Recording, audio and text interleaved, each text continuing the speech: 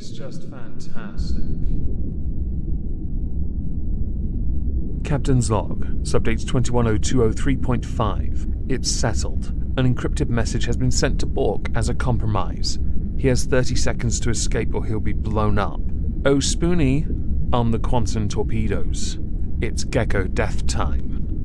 There's been this niggling thought in the back of my mind for quite some time concerning creators, networking, friendships, communities, with the overarching question being, can a creator be a friend with another creator? The answer is obviously yes. In the same sense, you can be a friend with those that support you. Obviously, there are lines, and those lines make it quite tricky to navigate, especially if it is between a creator and a supporter.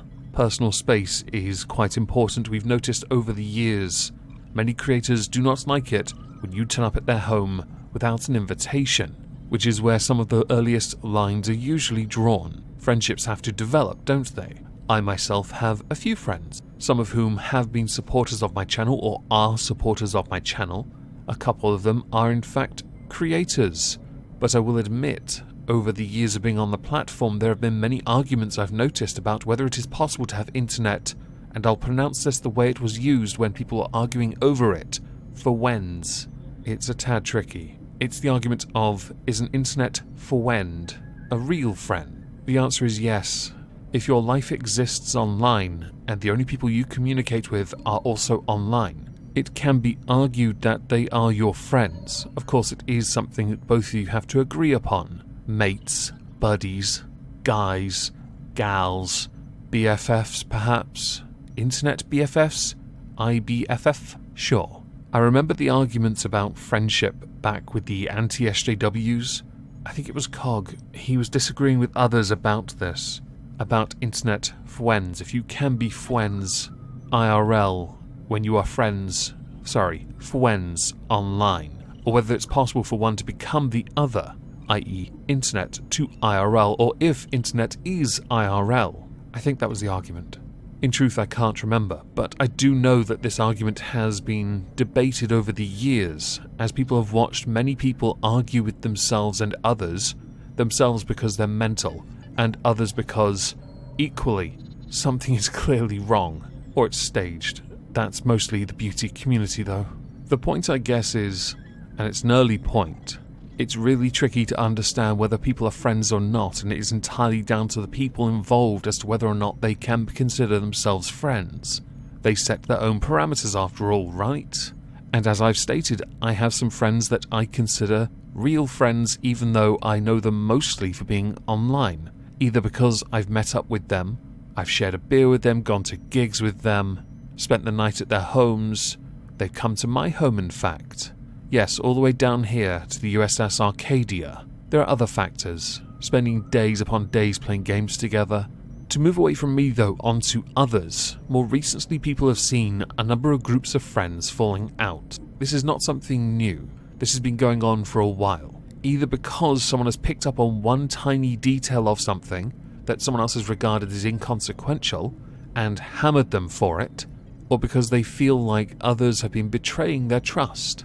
For the sake of it, this is not a direct reference to what has happened within commentary channel circles more recently. I will admit, it was rather interesting to see it unfold, but as it was resolved, I don't consider it to be an issue. It was tasty though, no denying that. And with commentary communities, from my perspective over the last 5.5 years, I've watched 3 of them rise and fall, as an outsider or as a stealth YouTuber. And a lot of the issues that centered around them falling was because the bigger issue had either been taken care of, or they'd looked in upon themselves and realized we're not as compatible as we think we are, either because of identity politics or because of politics.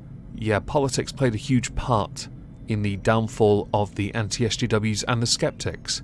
With the skeptics, it certainly was a case of left v right, once they realised they lost the culture warg, and with the anti-SJWs they realised they also were not going to win, so they moved on to different topics. I was involved in both and realised I should just go back to what I enjoyed doing. News commentary. that way I didn't have to offer much in the way of an opinion, but then realised I kinda like talking frankly, which is why I do this series, as an opportunity for me to, unscripted, speak about something I have noticed, which is why some of this can be considered quite a ramble. So yes, gonna excuse what happened more recently between, I believe it was Nicholas de Oreo and John Swan, as they did resolve the problem, which is fantastic. But the other type, when it concerns friends, air quotes friends of course, if you consider them friends or not, stabbing you in the back. This one's an interesting one to me because the better example is Trisha Paytas.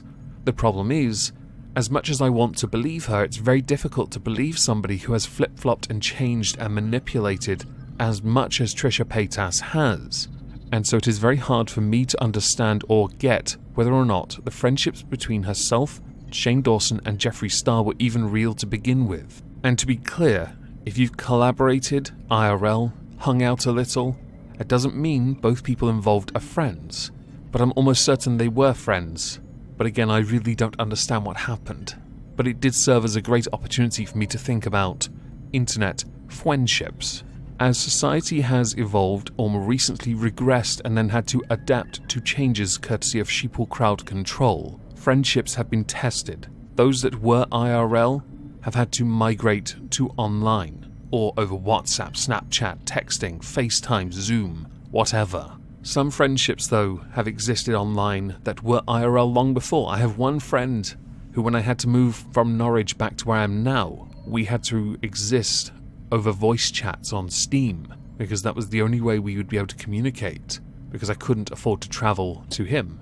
I mention it because it was a great early example, later in the video I guess, of how two people managed to take their friendship and keep that friendship going by adapting to an online friendship instead. And with what happened last year and what is still ongoing this year, many have had to do that.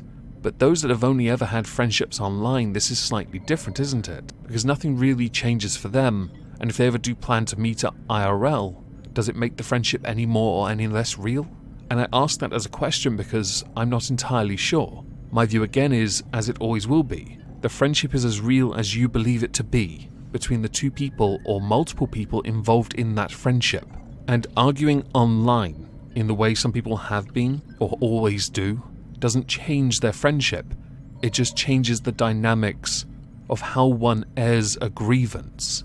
Personally, I prefer to do things privately, but that's because I suck at IBS, which is what a lot of arguments do become when they go onto live streams.